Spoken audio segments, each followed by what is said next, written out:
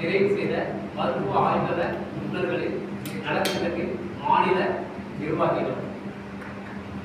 நாங்கள் கடந்த 2005 முதல் தற்போது வரை பட்டய பயிற்சி என்னும் படிப்பு, அதாவது diploma in medical laboratory technology என்ற படிப்பை படித்து கிங்ஸ்வுட் நிலையம் மற்றும் அனைத்து தமிழக அரசு மருத்துவக் கல்லூரிகளில் பயின்று கிட்டத்தட்ட ஏறத்தாழ 30,000 பேர் படித்து அரசு வேலைக்காக பதிவு செய்து காத்துக் கொண்டிருக்கிறோம். இந்த நேரத்தில் அரசு எந்த ஒரு அரசு பணியும் எங்களுக்கு தராமல் காக்க வைத்துக் கொண்டிருக்கிறது. அதாவது சொல்ல போனால் கடந்த 2016ஆம் ஆண்டு ஒரு நோட்டிபிகேஷன் விட்டாங்க. கிட்டத்தட்ட ஒரு 524 போஸ்ட் நிரப்பினாங்க. அதுக்கப்புறம் பல கட்டங்களாக போராடி இப்போ கடந்த மாதம் தான் ஒரு 60 போஸ்டுக்கான பணி நியமன ஆணையம் அறிக்கையாக வெளியிட்டிருக்கிறாங்க. இது 10வது அப்படிங்கிறது எங்களுடைய கோரிக்கை.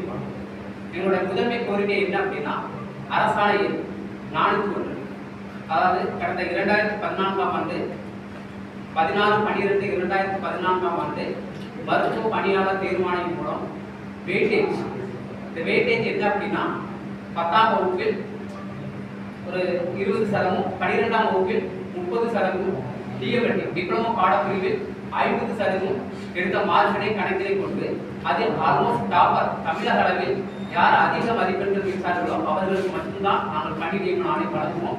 மற்றவர்களை நாங்கள் நிராகரிப்போம் என்று அரசு திட்டவட்டமாக கூறுகிறது. இது மிகவும் வருத்தக்கூடிய விஷயம். பெரும் ஏமாற்றத்தை சந்தித்துள்ளோம். இதனால் எங்களுக்கு பெரும் பின்னடை. ஏனென்றால் கடந்த 15 வருடங்களாக படித்து சீனியாரிட்டி அடிப்படையில் காத்துக் கொண்டிருந்தோம்.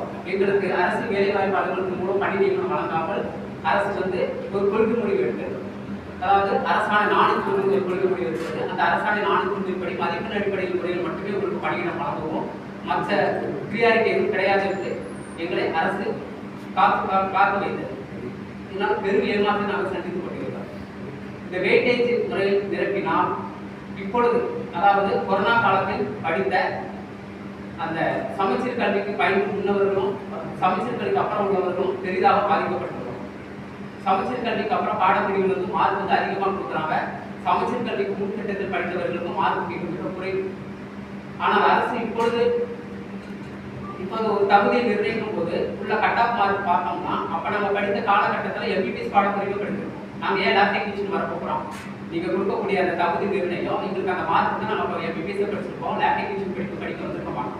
ஆனால் இன்னைக்கு அந்த கட் ஆஃப் நிர்ணயம் பண்ணும்போது இப்போ சமீப காலமாக படித்து இருக்கக்கூடியவங்களுக்கு மட்டும்தான் வாய்ப்பு கிடைக்கிறது. தவிர 10-12 காலமாக அரசு வேலைக்காக காத்துக் கொண்டிருப்பவர்களுக்கு எந்த ஒரு பணி நியமனமும் வழங்கப்படாது.